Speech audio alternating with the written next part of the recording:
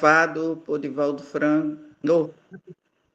Psicografado por Chico Xavier. E autor espiritual é Emmanuel. Vai eu com Divaldo, né? Divaldo é de manhã.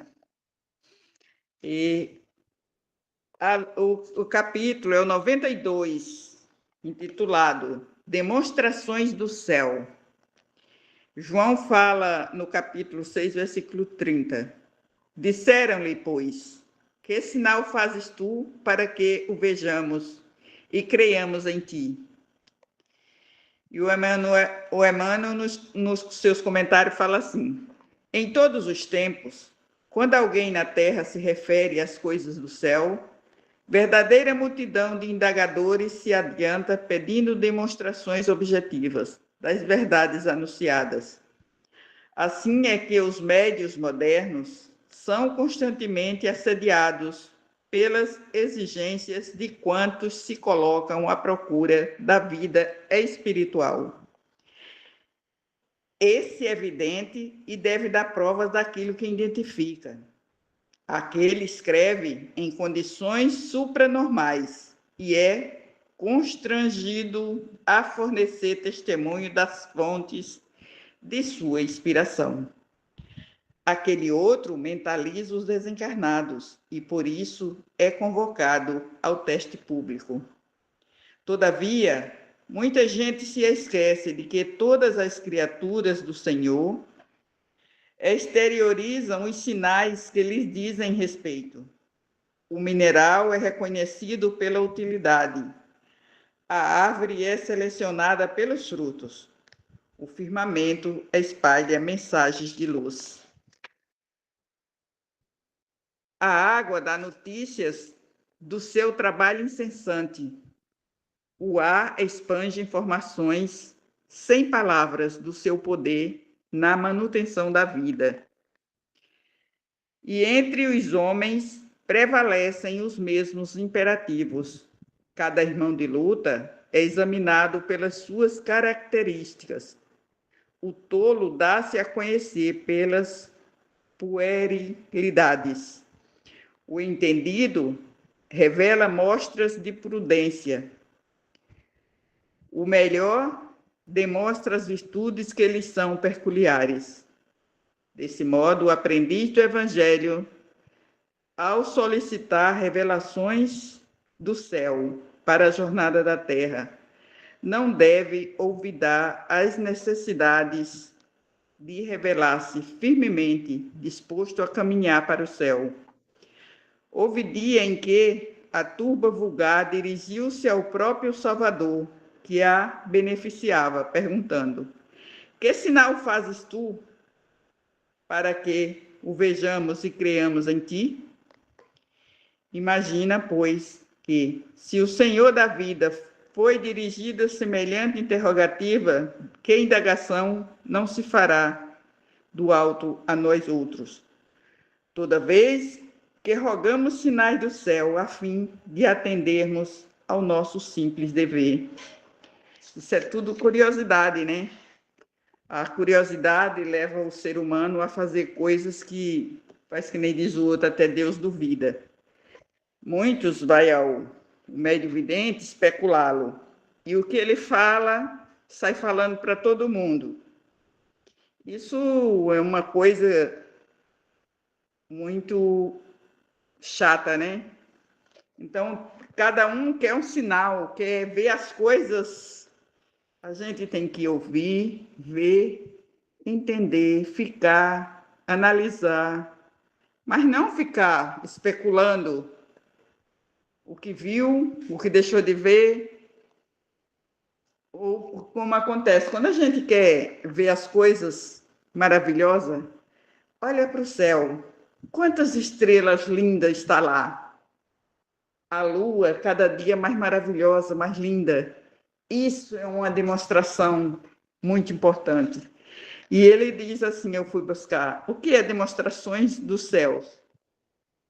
É a exigência humana por sinais de evidência, objetos tangíveis das verdades espirituais ou da existência do plano divino.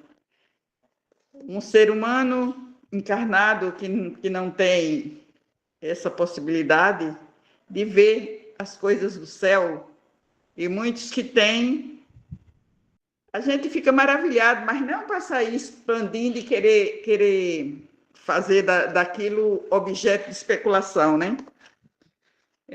As coisas de Deus a gente sente com o coração, porque a gente tem fé, mas o outro não sabe que a gente tem fé, né?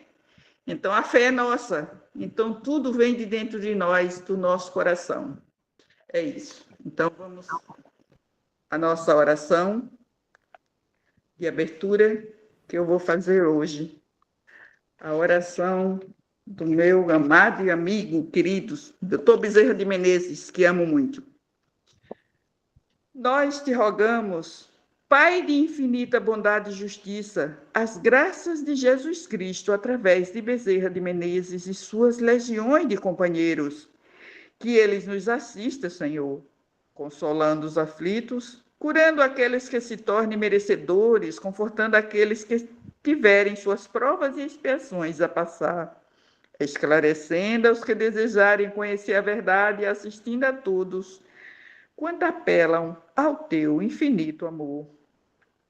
Jesus, divino portador da graça e da verdade, estende tuas mãos dadivosas em socorro daqueles que te reconhecem o dispenseiro fiel e prudente. Faze o divino modelo através de tuas legiões consoladoras e de teus santos espíritos, a fim de que a fé se eleve, a esperança aumente, a bondade se expanda e o amor triunfe sobre todas as coisas. Bezerra de Menezes, apóstolo do bem e da paz, amigo dos humildes e dos enfermos, movimenta as tuas falanges amigas em benefício daqueles que sofrem, sejam males físicos ou espirituais. Santo Espírito, digno obreiro do Senhor, derrame as graças e as curas sobre a humanidade sofredora, a fim de que as criaturas se tornem amigas da paz e do conhecimento, da harmonia e do perdão, semeando pelo mundo os divinos exemplos do nosso irmão maior, Jesus Cristo. Que assim seja, graças a Deus. E nesse momento, eu peço a permissão de toda a espiritualidade maior para passar a palavra à nossa querida amiga Glaci Helena para fazer a leitura perdão, é o Juarez, é o nosso amigo Juarez hoje. Perdão, meu amigo, estou voltando no tempo. O Juarez para a leitura e explanação do nosso evangelho da noite de hoje. Meu irmão. Boa noite, Dora, boa noite a todos. É uma alegria estarmos juntos mais uma vez. Hoje nós vamos trabalhar o último item do capítulo 16, que é desprendimento dos bens terrenos. Mas esse capítulo ele é muito grande e ele traz para nós muitas reflexões. E a gente está no mês de festas, né, onde nós comemoramos o Natal, a passagem de ano, uma mudança de ciclo de energia. Fecha-se um campo, abre-se outro.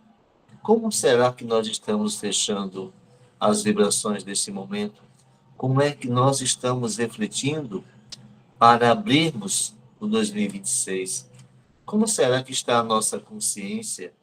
O que estamos a pensar, a buscar, realmente querer para nossas vidas? Porque o que nós pedimos na entrada do ano? Nós queremos melhorar de vida. E o melhorar de vida, ele sempre é praticado no sentido material, na vontade de querer ter bens materiais. Temos uma ceia farta, esquecemos muitas vezes do aniversariante. Lembramos que naquele momento em que ela está farta, onde ela está cheia, muitas vezes a mesa é abundante e o coração é vazio. Por que ele é vazio? Porque falta amor, muitas vezes. Nós vemos casas lindas, né? Temos comemorações maravilhosas, mas o único interesse que há ali, muitas vezes, é o de manter as questões materiais, demonstrando, ostentando para os outros o meu ter, esquecendo que existe um ser em evolução que habita neste corpo, e este corpo, morada do espírito, necessita dos bens materiais transitórios, Mas o que faço eu deles? Eu uso e abuso? Ou eu utilizo-os para a minha evolução, para que eu possa realmente fazer uma semeadura de harmonia, de paz, de caridade, de amor, transformando a minha jornada? O capítulo 16, ele nos diz assim: não se pode servir a Deus e a Mamon. Aí são os seguintes itens: salvação dos ricos, guardar-se da avareza, Jesus na casa de Zaqueu, parábola do mal rico, parábola dos talentos, utilidade providencial da fortuna, provas da riqueza e da miséria, desigualdade das riquezas, instruções dos espíritos, a verdadeira propriedade, emprego da fortuna, desprendimento dos bens terrenos e transmissão da fortuna. Nós vamos trabalhar os itens 14, tá? Até, até o final, são 14 em diante, tá bom? Desprendimento dos bens terrenos. E esse item começa assim: venham, meus irmãos, meus amigos, trazer o meu óbolo para vos ajudar a caminhar corajosamente no caminho do aprimoramento em que entrastes. Nós nos devemos uns aos outros, não é senão por uma união sincera e fraternal entre espíritos encarnados que a geração será possível.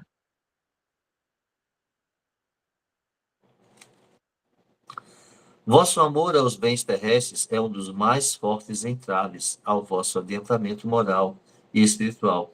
Por esse apego, a posse suprimis as vossas faculdades afetivas, em as transportando todas sobre as coisas materiais. Sede sinceros, a fortuna dá uma felicidade sem mácula. Quando vossos cofres estão cheios, não há sempre um vazio no coração? No fundo desse cesto de flores, não há sempre um réptil escondido? Compreendo que o homem que, por um trabalho assíduo e honrado, ganhou a fortuna, experimente uma satisfação, de resto, bem justa, mas dessa satisfação muito natural, é que Deus aprova um apego que absorve todo outro sentimento e paralisa os impulsos do coração. Na distância, tanta distância quanto as da avareza sórdida, a prodigalidade exagerada, pois dois vícios entre os quais Deus colocou a caridade santa e salutar virtude, que ensina ao rico a dar sem ostentação, para que o pobre receba sem baixeza.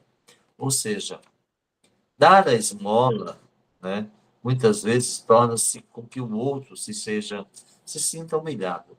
Ao invés de dar uma esmola, dá uma oportunidade de trabalho, fazendo com que o outro seja valorizado e se valorize, elevando o seu padrão de vibratório através da autoestima, para que seja trabalhado e ali ele consiga realmente sentir uma paz interior que fará com que as coisas caminhem numa harmonia muito maior. Que a fortuna venha de vossa família, ou que a ganhastes pelo vosso trabalho, há uma coisa que não deveis jamais esquecer, é que tudo vem de Deus, tudo retorna a Deus. Nada vos pertence sobre a terra, nem mesmo o vosso pobre corpo. A morte dele vos despoja, como de todos os bens materiais. Sois depositários e não proprietários disso. Não vos enganeis. Deus vos emprestou, deveis restituir, e ele vos empresta com a condição de que o supérfluo, pelo menos, reverta para aqueles que não têm necessário. Um dos vossos amigos vos empresta uma soma, por pouco que sejais honesto, vos fazeis um escrúpulo para lhe restituir. E disso guardais o reconhecimento, pois bem, eis a posição de todo homem rico. Deus é o amigo celeste que lhes emprestou a riqueza. Não pede para ele senão o amor, o reconhecimento, mas exige que, a seu turno, o rico dê também aos pobres, que são seus filhos, tanto quanto ele. O bem que Deus vos confiou excita em vossos corações uma ardente e louca cobiça. Haveis refletido quando vos apegais imoderadamente a uma fortuna perecível e passageira, como vós que um dia virá, em que devereis prestar contas ao Senhor do que vem dele. Esqueceis que, pela riqueza, estáis revestido do caráter sagrado de ministro da caridade sobre a terra, para dela serdes dispensadores inteligentes? Que sois, pois, quando usais em vosso único proveito daquilo que vos confiado, do que lhe vos foi confiado, se não depositários infiéis, o que resulta desse esquecimento voluntário de vossos deveres, a morte inflexível e inexorável, vem rasgar o véu sob o qual vós escondeis e vos força a prestar contas ao próprio amigo, que vos ajudará e que nesse momento se reveste para vós como a toga de juiz. Nós frequentemente dizemos: o meu carro, a minha mulher, a minha casa, tudo nos pertence. Por que será que nos pertence e nós não vamos levar nada? Por que que a gente diz, o meu filho? Porque a gente fala, porque a gente ama os nossos filhos, que também não são nossos. O companheiro, a companheira de jornada que está conosco, que nós dizemos muitas vezes amar, também não nos pertence. São espíritos que estão conosco num processo de evolução para que nós, conjuntamente, possamos resgatar os equívocos do passado. A casa que nos abriga, quando nós desencarnarmos, outro virá e abrigará nela. E muitas vezes nós ficamos na casa, obsediando a família que nela comprou e vai residir, porque eu digo, essa casa é minha. E começa a quebrar panela, quebrar as coisas, esculhambar tudo dentro de casa, pensando que ainda está na casa, vivendo no corpo físico. Mas o que aconteceu? A vida na Terra, para todos nós, quando chega aos 70, 80 anos, as coisas começam uma complicação. Por que será? Se o nosso corpo foi projetado pela parte biológica para viver 120 anos, por que que nós não conseguimos chegar nem a 100? Porque esse orgulho, esse egoísmo me faz ter a vontade de sentar na mesa e querer comer os doces tudinho, as massas tudinho. Aí a gente esquece que vem a diabetes vai lá, ó, eu não digo nem diabetes, é a diabetes, vem lá e vem pegando você pelo calcanhar, depois começa a adoecer, pressa alta, um monte de coisa. Por quê? Porque a gente tem a vontade de querer comer tudo aquilo que não pode. Mas por que que a gente não controla as nossas vontades? Chico Xavier ouviu de Emmanuel, disciplina, disciplina, disciplina. Por que essa palavra é importante? Porque a disciplina nos liberta da ignorância, nos faz refletir na condição de espírito em evolução, ao qual nós todos aqui estamos para vivermos. Lembrando de que nada daquilo que nós estamos aqui a viver nas experiências irá conosco. Tudo materialmente ficará, tá? Tudo ficará. Existe uma obra de André Luiz em que ele vem do plano espiritual e traz ali na colônia, se não me engano, em Paris, no Louvre, né? Aí ele começa a mostrar, tá vendo aquela senhora, ela assim admirando o quadro dela que ela tinha pintado, outro senhor olhando à frente dele o relógio. Aí André Luiz disse: olha, vamos fazer o seguinte, vamos observar o que é que essa criatura está fazendo. Naquele momento, ele estava refletindo e sentado à mesa. Quando os espíritos adentraram ao campo vibracional deles, ele era tão apegado àquele relógio de parede que ele estava se sentindo, né? Já desencarnado desde há muitos anos, mais de 200 anos, e ele se via sentado na mesa, olhando a hora do almoço, do meio-dia, e contemplando toda a família em torno dele, ou seja, era tão apegado que até os familiares ele queria que estivessem presentes ali. E aí ele traz para nós a reflexão daquele tipo de mediunidade, que são tantas que eu não estou lembrado qual é a mediunidade em que você tem a condição de chegar e tocar em um objeto e vivenciar e sentir as energias de quem o, o, foi o proprietário último. Por quê? Porque ali impregnou o fluido. Da mesma forma que a gente pega uma roupa, vai levar no bezerro para o bazar, o ideal é que a gente lave aquela roupa bem lavada e entregue lá ela bem limpinha. Para quê?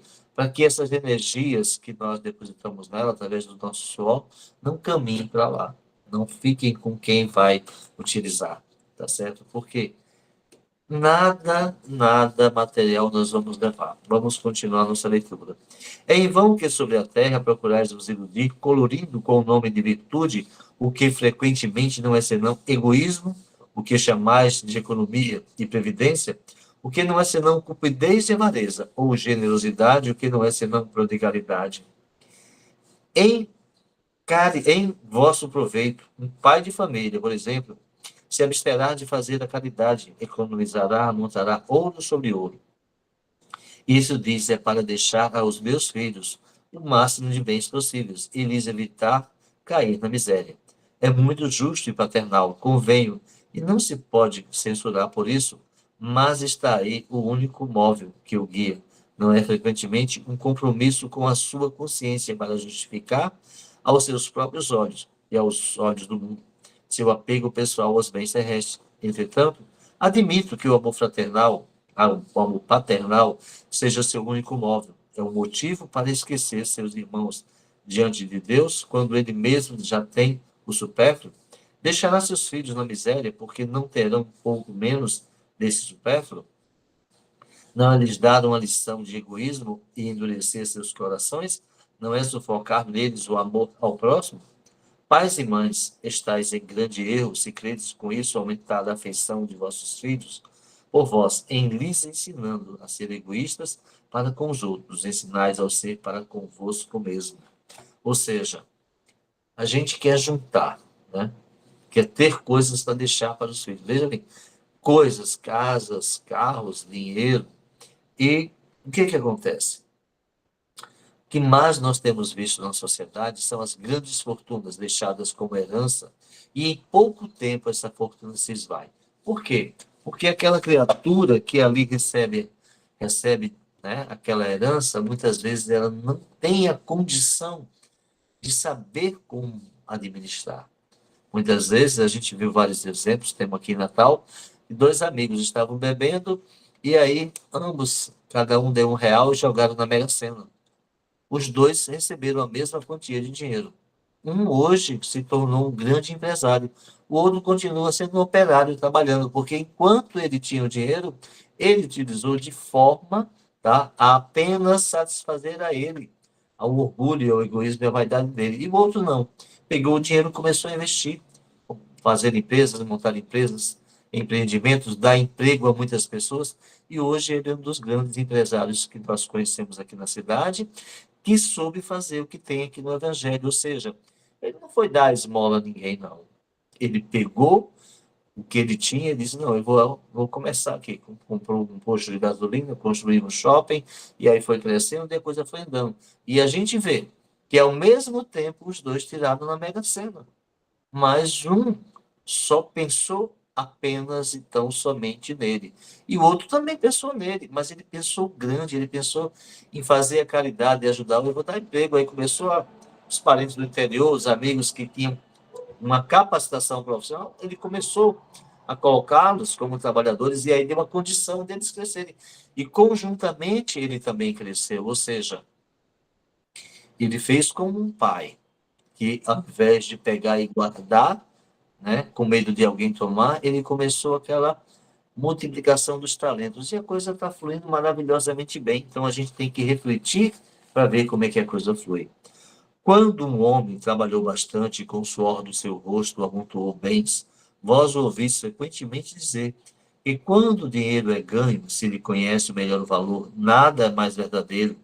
Pois bem, que esse homem que confessa conhecer todo o valor do dinheiro, faça a caridade segundo os seus meios e terá mais mérito do que aquele que, nascido em abundância, ignora as rudes fábricas do trabalho.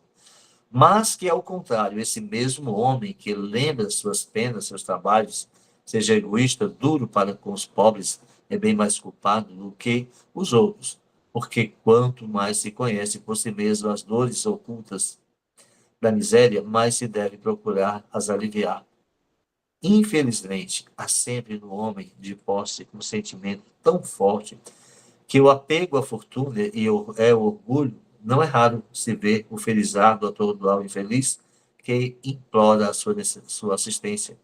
Com o relato de seus trabalhos e de sua habilidade, em lugar de o vir ajudar, e acabando por dizer, faça o que eu fiz. Segundo ele, a bondade de Deus nada tem em sua fortuna. Só a ele cabe todo o mérito. Seu orgulho lhe coloca uma venda nos olhos e lhe tapa os ouvidos. Não compreende que com toda a sua inteligência e sua habilidade, Deus o pode derrubar com uma só palavra. É o que nós falamos. Quantas e quantas famílias nós vemos na sociedade se manter financeiramente equilibrada? A gente vê aí, recentemente, há alguns anos, o Armazém Pará. O cidadão desencarna, né? E o que que acontece? Tudo vai por água abaixo. A gente vê a mesma coisa, tá? Com relação àquele restaurante Camarões.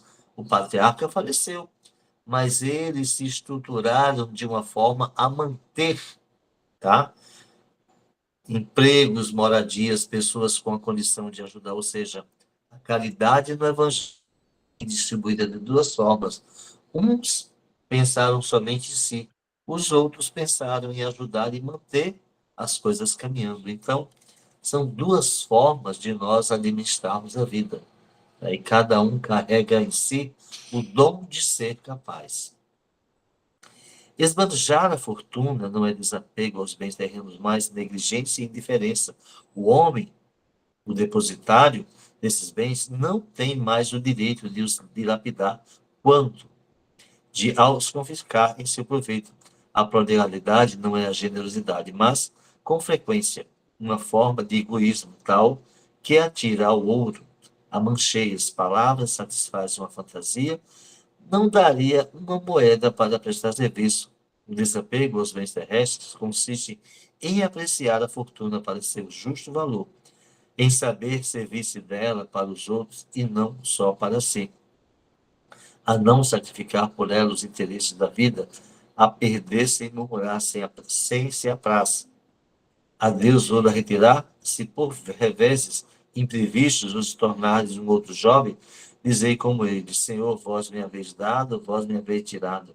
Que seja feita a vossa vontade. Eis o verdadeiro desapego.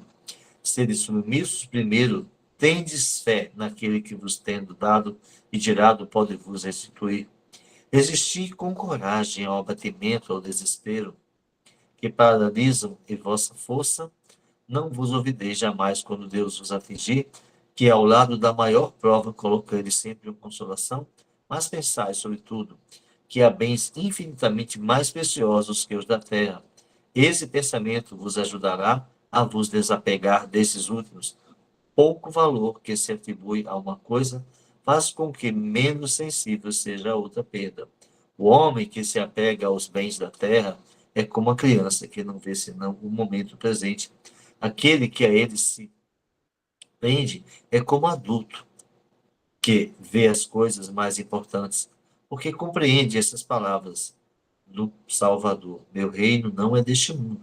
O Senhor não ordena que se despojar do que se possui para se reduzir a uma mendicidade voluntária, se tornar uma carga para a sociedade.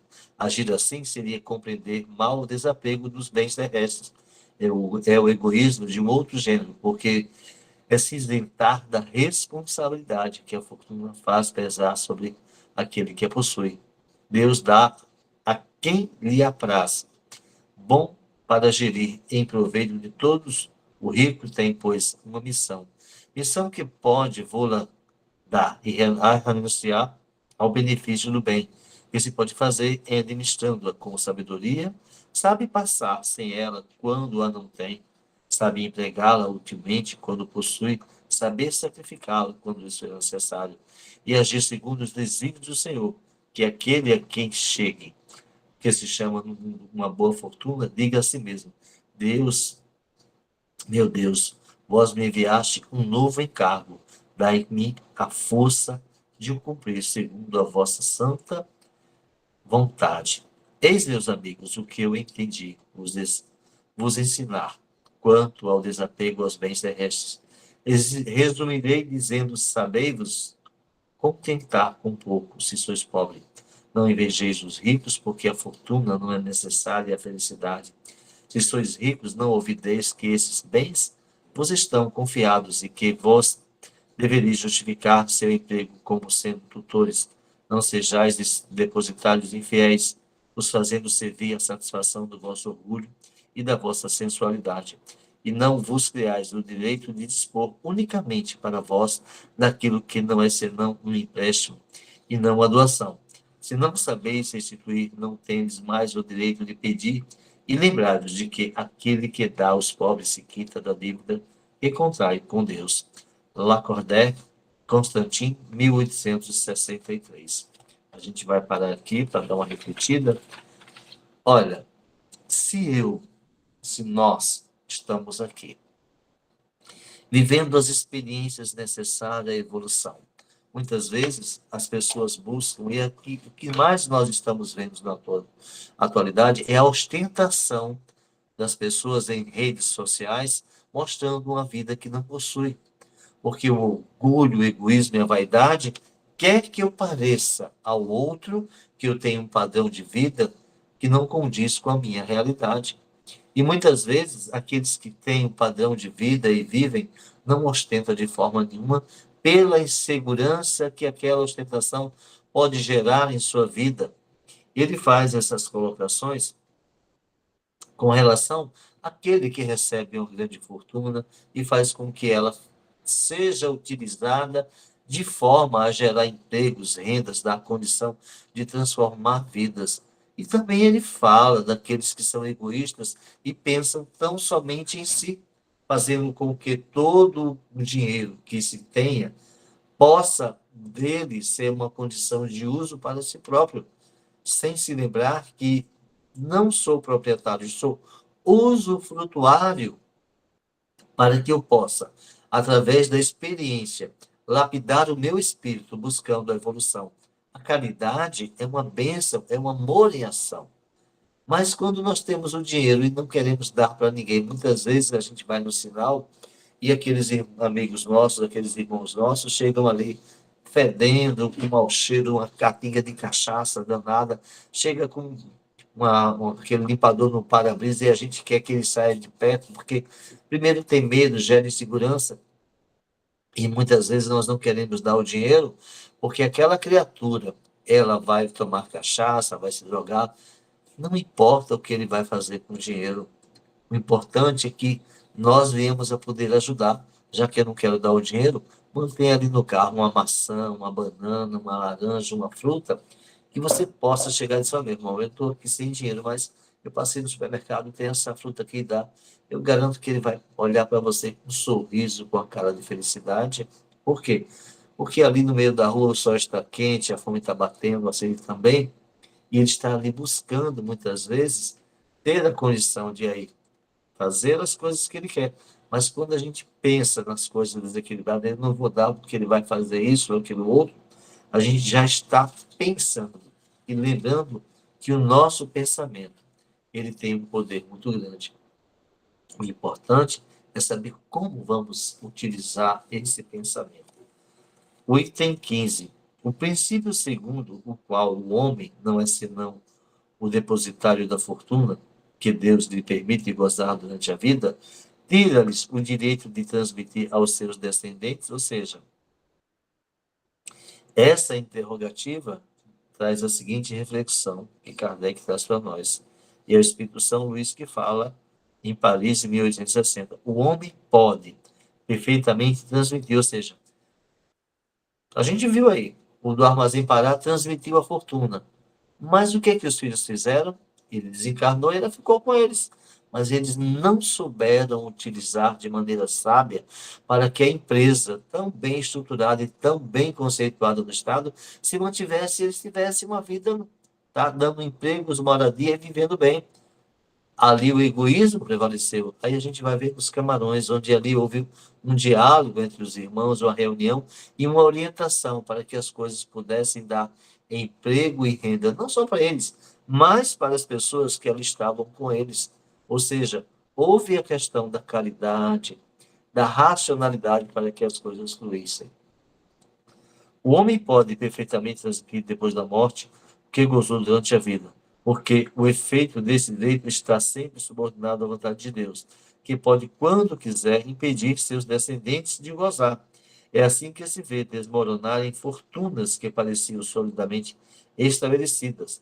A vontade do homem em manter sua fortuna na sua descendência é, pois, impotente, o que não lhe tira o direito de transmitir o empréstimo que recebeu, uma vez que Deus o retirará quando julgar conveniente. São Luís, Paris, 1860. Ou seja, a gente vê nessas colocações que nós não somos, tá? Nós não somos de forma nenhuma, tá? Aqueles que ficarão com os bens materiais, mas toda a ação nobre, a caridade que eu faço, a visita a um doente, o evangelho que eu faço no lar de alguém precisando de amparo, o momento de parar para ouvir as necessidades do outro, a carência afetiva que nós sentimos hoje. Quantas e quantas pessoas nesse momento estão sozinhas nos seus lares, querendo abrir a boca para falar com alguém e não tem ninguém ao lado. Por quê? Porque a solidão encheu seu peito, a mágoa, o ressentimento. Mas se a gente parar um momento para ouvir o que essa criatura está passando, eu garanto para vocês e para mim também, que a satisfação dela em relatar os seus problemas a nós será imensamente de gratidão, porque encontrou alguém para fazer a caridade. Ou seja, eu não tenho o dinheiro para fazer, eu não tenho os bens terrestres, mas eu tenho os meus ouvidos para ouvir, a minha boca para dar um conselho. Eu digo para vocês uma coisa: muitas vezes o conselho até atrapalha, ao invés de ajudar. Porque quando a gente aconselha, se colocando no lugar do outro, dizendo, se fosse eu fazia isso ou aquilo outro, tira do outro a responsabilidade e coloca em nós essa responsabilidade que deveria ser do outro e não nossa. Então, é importante que a gente reflita sempre que for fazer a caridade aconselhando alguém, dizer, se fosse eu, faria assim. Mas não é você, o espírito, que está vivendo aquela experiência necessária à evolução dele. É ele que está vivendo. Então, o melhor aconselhamento é dizer, meu irmão, não vou dizer o que você tinha que fazer, mas eu vou lhe dizer uma coisa. Escuta a tua mente, escuta o teu coração, reflita nas suas atitudes e pensamentos e coloca uma coisa na tua mente. Você não vai levar nada daqui, desses bens materiais que você tem. Mas se você fizer e tiver uma atitude de caridade para com o seu próximo, essa caridade caminhará convosco durante toda a eternidade e será seu advogado em qualquer lugar do universo. Porque o que nós fazemos de bom ao nosso semelhante caminhará conosco eternamente. Agradeço a oportunidade de hoje, agradeço estar aqui, lembrando, amanhã, meia-noite, se fecha mais um ciclo de um ano que se passou. É um momento de reflexão de nossas vidas. É um momento de fazer o que Agostinho de Hipona fazia todas as noites, mas nós vamos fazer no fator 12. 12 meses que trouxeram para nós muito aprendizado, muitas formas de pensamento, muitas reflexões. E é necessário que, nesse momento, nós venhamos a poder agradecer. Porque nós vivemos pedindo, a gente pede muito. Eu quero um carro, eu quero uma casa, eu quero um marido, eu quero que o meu filho passe no concurso, minha filha passe nisso. Eu quero, mas esse eu quero, ele está muitas vezes envolvido só as questões materiais. Então vamos dizer assim, eu quero um mundo melhor para os meus filhos, eu quero uma vida melhor para os meus filhos, eu quero que as pessoas tenham alimento na mesa, as pessoas tenham um agasalho para se vestir, um teto para se abrigar. Eu quero que tenha uma água para beber, eu quero que.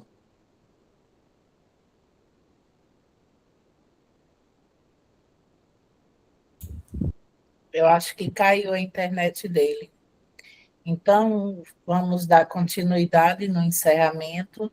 Agradecendo, então, como ele... A Graci, desculpa que alguém ligou para mim e o telefone saiu de circulação. Tá? Eu vou fazer a prece para a gente encerrar. Pai nosso que estais no céu e em toda parte, santificado é o teu nome. Venha a nós o teu reino. Seja feita a tua vontade, na terra como nos céus. O pão do corpo e do espírito dai-nos hoje e sempre. Perdoa as nossas ofensas, assim como devemos perdoar os nossos ofensores. Não nos deixa sucumbir em tentações, mas livra-nos de todo mal.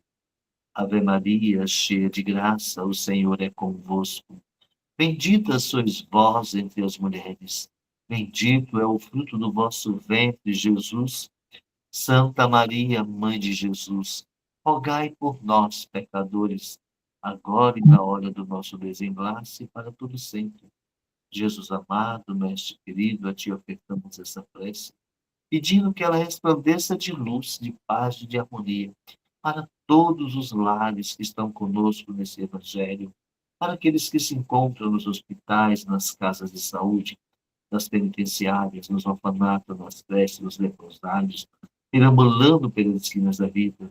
Que a paz, que a luz, que a harmonia e o equilíbrio nos envolva em todas as dimensões e que este ano vindouro seja de muita luz, de muita paz e muita harmonia.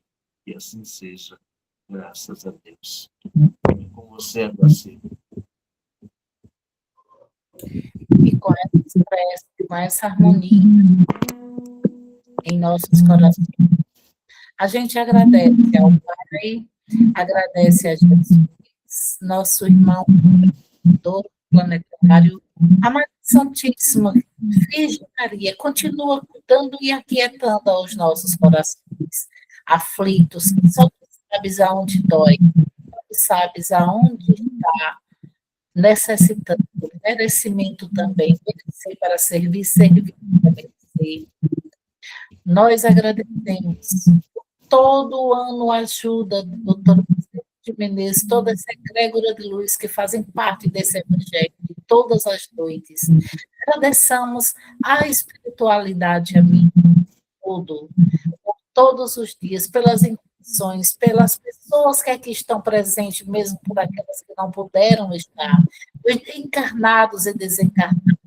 Agradecemos sempre o carinho, os ouvidos, como disse o nosso irmão Juarez, por vocês nos ouvirem por todo o ano, por toda esses 365 dias, mas não só façamos a reflexão, como disse também o irmão Juarez, amanhã, na meia-noite, mas façamos como Agostinho de Hipona, todos os dias, ao colocar a cabeça no travesseiro, fazer a reflexão do que fizemos, do que somos, do que temos.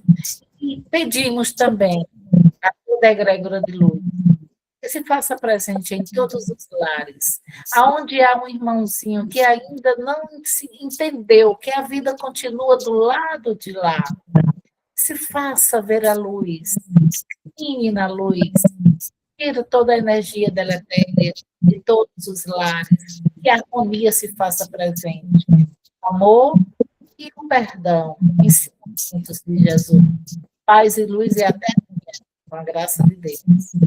Boa noite a todos, um feliz ano Boa novo. noite, pessoal. Paz e luz. Feliz ano Boa novo noite. a todos. Feliz ano novo a todos.